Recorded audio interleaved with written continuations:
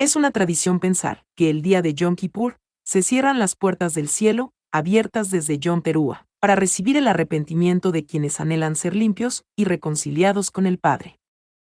Cuando suena el gran shofar, el día de Yom Kippur, los nombres de quienes tuvieron este día de arrepentimiento y aflicción estarán inscritos en el libro de la vida.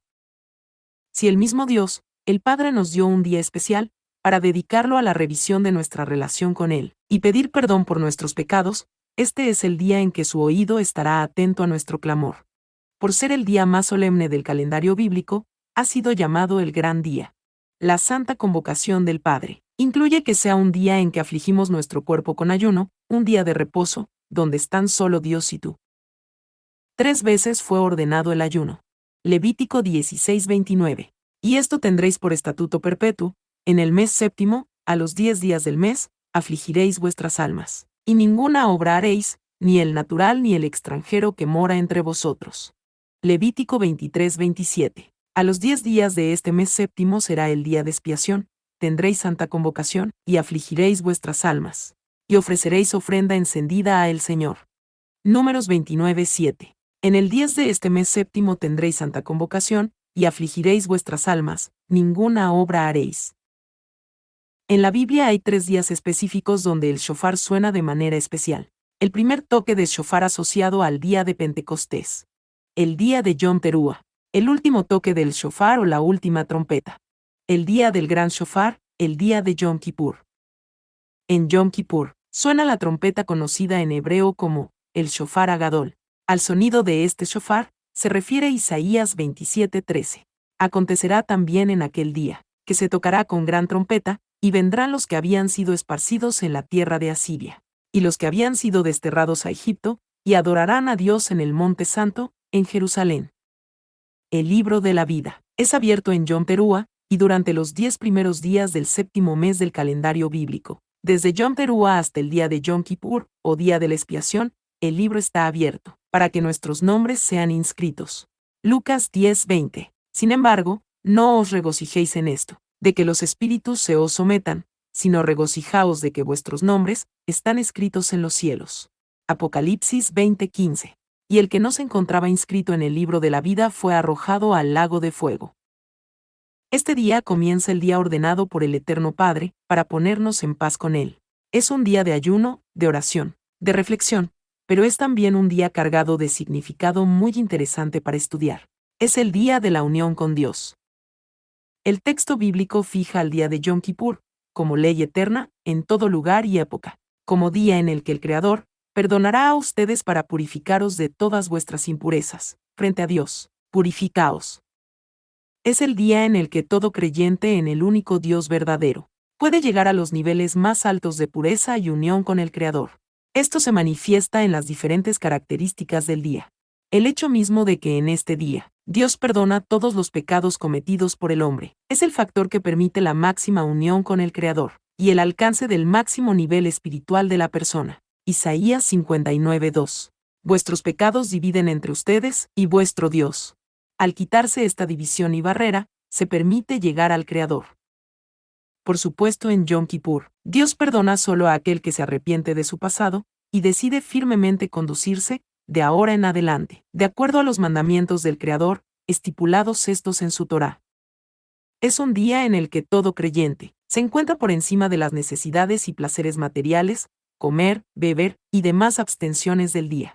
Como dice el entendimiento bíblico, no comen, no beben, visten de blanco, y están dedicados al servicio del Creador cual si fueran ángeles. Es el único día del año en el cual se ingresaba al Kodesh HaKodashim, el lugar santísimo, el Sancta Sanctorum, el lugar más sagrado de la tierra, que se encontraba en el gran templo de Jerusalén, donde estaba latente la presencia de Dios. El Kodesh HaKodashim, vedado a todo ser viviente durante todo el año, incluso los seres celestiales, no podían ingresar en él. Se abría en el Yom Kippur para que el sumo sacerdote, el Kohen Gadol, ingresaba a solas con el Creador, en un nivel de unión, donde no existen extraños ni ajenos. El estudio nos permite explicar la diferencia entre el perdón, al que todo creyente verdadero se hace acreedor con su arrepentimiento, durante todo el año, y la fuerza especial residente en la celebración de Yom Kippur. Hay 3 niveles de unión entre cada creyente y su Creador. La unión lograda por medio del estudio de la Torá y el cumplimiento de los mandamientos. Sin embargo, esta unión puede ser quebrada, ya que cuando el hombre deja de estudiar Torá y transgrede la voluntad del Creador, al no cumplir sus preceptos, corta su lazo de unión con Dios. La unión lograda por medio de la Teshuvá, que es el arrepentimiento y el retorno a Dios. Teshuvá, el arrepentimiento une al creyente con su Creador, más profundamente que cualquier otra cosa, ya que posee la fuerza de unir aquellos sectores donde el hombre cortó su lazo al transgredir los mandamientos, y se reencausa hacia la obediencia. El hecho en sí de que el creyente se sienta molesto, le duela, y se arrepienta por haber transgredido la ley de Dios, muestra que, a pesar de haber roto su lazo con el Creador, en un nivel más profundo de su alma, sigue todavía ligado a Dios, pues como dice un viejo dicho hebreo, Israel, aunque pecó, sigue siendo Israel. Sin embargo, en este nivel, el pecado tiene peso todavía, solo que el arrepentimiento lo limpia. Más elevada aún, es la unión a la que se llega en esta santa convocación. La unión entre Dios y sus escogidos en el día de Yom Kippur. Es sabido que la esencia del alma de un verdadero creyente en Dios, que es aquel que guarda los mandamientos, está totalmente unida a Dios con una unión inseparable. En realidad, es como si fueran una sola cosa. Este nivel de unión es indestructible y ningún factor del mundo, incluso el pecado, puede hacer mella en ella. Resulta entonces que en la esencia del alma propiamente dicha, no existe el pecado. Si el creyente retorna a Dios en Yom Kippur, en completo arrepentimiento, puede llegar a ese nivel de unión con el Creador, en el cual su alma nunca estuvo separada de Él, de manera que la anulación del pecado y la impureza será total, ya que en este nivel nunca hubo impurezas. De aquí que, incluso aquel que retornó antes de Yom Kippur, vuelve a retornar en Yom Kippur, ya que la Teshuvá de Yom Kippur lleva a un nivel de unión con el Creador superior a todo. Esta unión se pone de relieve en especial durante el ayuno y la oración de este día sagrado, cuando el creyente va a los pies de Dios con el alma afligida, sin haber comido, y con la conciencia de haber pecado contra Dios, y es ahí, en este momento de oración, estando en ayuno. Es ahí cuando el creyente despierta de su letargo espiritual, en ese momento de Yom Kippur justamente. El momento de mayor debilidad física, es ahí cuando surge la expiación y el alma del creyente, y el alma de Dios fortalecen su unión, y el hombre tiene un nuevo comienzo ante su Señor y Dios. La celebración del día de expiación era el único día en que el sumo sacerdote entraba al lugar más íntimo y secreto del tabernáculo. Hebreos 9:6-7. Y así dispuestas estas cosas, en la primera parte del tabernáculo, entran los sacerdotes continuamente para cumplir los oficios del culto, pero en la segunda parte, solo el sumo sacerdote una vez al año, no sin sangre, la cual ofrece por sí mismo y por los pecados de ignorancia del pueblo. Durante el ritual, el sumo sacerdote aparecía 3 veces delante del pueblo, y en las 3 ocasiones, recitaba una confesión para que todos le escucharan.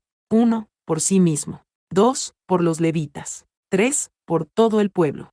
Era la única oportunidad donde se proclamaba el nombre del Eterno, Yud-Hei Vav-Hei. Hoy con Yeshua el Mesías, tenemos entrada al lugar santísimo. Pero, se perdió el temor a Dios. La ignorancia de la fiesta ha hecho que el perdón de pecados sea algo ligero, sin importancia para los creyentes de hoy en día. Esta es una fiesta solemne, considerada por muchos como el día más sagrado que marca la Biblia. ¿Y qué es lo que sucede? Que los cristianos siguen las normas católicas y desechan esta celebración, despreciando así la santa convocación que Dios hace para aquellos que dicen creer en Él. Los dogmas modernos de la religión te dicen que tú ya no tienes que guardar nada ni obedecer nada. La oración en el servicio de las altas fiestas declara: en Yom Teruah es inscrito, y en Yom Kippur es sellado. Quien vivirá y quien morirá. Quien morirá en su momento predestinado, y quien no en su momento predestinado.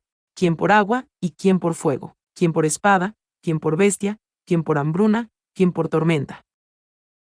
Si los creyentes lloraran lágrimas de arrepentimiento en Yom Teruah, cuando todos los acontecimientos del año siguiente son decididos, no tendríamos que llorar lágrimas de dolor durante el año. Es difícil llorar lágrimas de arrepentimiento.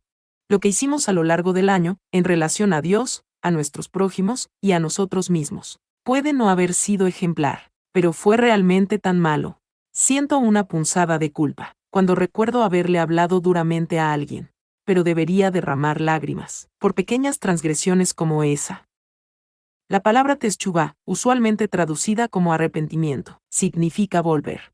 Se supone que debemos volver a Dios y a una versión mejorada de nosotros mismos. El término está cargado de ironía. La mayoría de nosotros ni siquiera ha estado cerca del nivel espiritual al cual aspiramos retornar. Teshuvá no significa un cambio de estilo de vida repentino, sino que un cambio de dirección decidido. Si yo estaba avanzando hacia el sur, ahora doy la vuelta y tomo mis primeros pasos seguros hacia el oeste. Teshuvá implica hacer un plan concreto para llevar a cabo el cambio en pequeños, pero firmes incrementos. El término en español arrepentimiento implica que soy un pecador despreciable, repugnante a mis propios ojos y a los ojos de Dios, deshonrado por mis acciones. La verdadera actitud bíblica hacia la teshuvá no es que malvado soy por haber hecho eso, sino que, como alguien como yo, pudo haber hecho algo así. La teshuvá es una afirmación, no un rechazo, de quienes somos en el nivel más profundo. En vez de ser caracterizados por nuestras bajas acciones, repudiamos nuestras bajas acciones, al no ser dignas de las almas sagradas que intrínsecamente somos. Lloramos en Yom Teruah y en Yom Kippur, cuando reflexionamos en lo que podríamos haber sido, cuando comparamos nuestro potencial majestuoso a nuestra pobre realidad. Cada uno de nosotros tiene el potencial de ser espiritualmente grandioso, de lograr a la perfección nuestra misión única en este mundo, de valerosamente llegar a cumplir nuestros desafíos y de reparar nuestros defectos con destreza. En las altas fiestas, reflexionamos en la visión perfeccionada de nosotros mismos, y lloramos por la mediocridad que permitimos en su lugar. Aprendamos, pues, a visualizar lo que se llama el máximo potencial del ser. Esta es la imagen perfeccionada de mí mismo, en todo detalle. Mientras que cada uno de nosotros tiene un máximo potencial único. La Biblia define la forma general del máximo potencial de un hijo de Dios. No habla mal de otros, no avergüenza a otros, no aflige a otros con palabras o acciones, respeta la propiedad de los otros, controla las pasiones perjudiciales, honra a sus padres, es escrupulosamente honesto en los negocios. Los pecados por los cuales hacemos teshuvá en Yom Teruah y en Yom Kippur son las instancias en las cuales no alcanzamos nuestro máximo potencial. Una palabra para pecado, en hebreo es het, que significa fallar el objetivo. La disparidad entre nuestro máximo potencial y nuestra realidad actual impulsa nuestra teshuvá sincera. Yom Kippur tiene repercusiones en todos los aspectos de nuestra vida. En el pasado, en 1312 a.C., año hebreo 2449, Moisés bajó del monte Sinaí con el segundo juego de tablas, haciendo ver que Dios había perdonado al pueblo por el pecado del becerro de oro. Desde entonces, ese día se convirtió en Yom Kippur, el día del perdón, en el que el alma de una persona es purificada de transgresiones. Más adelante, en el libro de Levítico, Dios lo establece como una santa convocación, o sea, una celebración a la que el mismo Dios está invitando. En el presente, el día de expiación, celebrado el 10º día del 7º mes del calendario hebreo, 10 días después de la fiesta de las trompetas, es la única convocación que no es una celebración en sí. Esta convocación, considerada también un día de reposo, es un día donde el pueblo se reúne en ayuno para implorar la misericordia y el perdón de Dios por los pecados cometidos. En el futuro, este es un día de expiación y limpieza. Proféticamente, mira al día futuro de expiación y limpieza, inmediatamente luego del retorno de Yeshua. Esto se describe posteriormente, en el capítulo 25 del libro de Mateo. Yeshua nos dice que después que Él regrese, Él establecerá su trono y juzgará a las naciones. Aquellas naciones e individuos que se volvieron a Dios, serán bienvenidas a su reino. Aquellas naciones e individuos que no se arrepintieron, serán echados de la vida en el reino. Tiene sentido que este juicio ocurrirá en el mismo día de algún futuro Yom Kippur. Físicamente, el primer paso hacia el arrepentimiento es el ayuno. Minimizamos nuestros placeres físicos, las cosas que generalmente creemos que nos hacen disfrutar de la vida. En cierto sentido, esto es hacer duelo por la pérdida, pero también nos ayuda a reordenar nuestras prioridades, a quitar lo secundario y a entender la esencia de la vida. Al negar lo físico, reconocemos que, en esencia, somos personas espirituales. Después, cuando ya hemos absorbido este mensaje básico, podemos hacer el duro trabajo del arrepentimiento. podemos analizar con cuidado nuestro comportamiento y encontrar lo que hicimos bien y lo que necesita ser mejorado. El primer paso es conocerse a uno mismo. Observar más allá de las comodidades y las superficialidades en las que tan a menudo nos encontramos sumergidos, y darnos cuenta de quiénes hemos sido en realidad. Moralmente, el arrepentimiento no solo implica introspección y crecimiento, implica también reparar. Significa enfrentar a quien has defraudado, y esto incluye también a Dios, para pedirle perdón y enmendar la relación. Reconocer, ante Dios y ante nosotros mismos, en donde nos hemos equivocado en nuestra vida no nos disminuye, sino que por el contrario, nos da la sabiduría y fortaleza para poder crecer y mejorar. Por otra parte, cuando se le pide perdón, un hijo de Dios está obligado a perdonar. Este puede ser el acto más difícil de todos. Después de todo, podemos haber sido gravemente heridos, en cuerpo, mente o alma. Perdonar es equivalente a ejecutar una función divina. Deja a quien te ofendió libre de culpa. Y Dios hará lo mismo, cuando tú le pidas perdón a Él. Espiritualmente, en esta fecha, Dios ya ha revisado su libro de la vida, para ver quiénes son los que han de estar escritos en él. Que tu nombre aparezca ahí escrito, y que en aquel día, el Mesías te dé la bienvenida a su reino, diciéndote: venid, benditos de mi Padre, heredad del reino preparado para vosotros desde la fundación del mundo. Chag Sameach, Yom Kippur.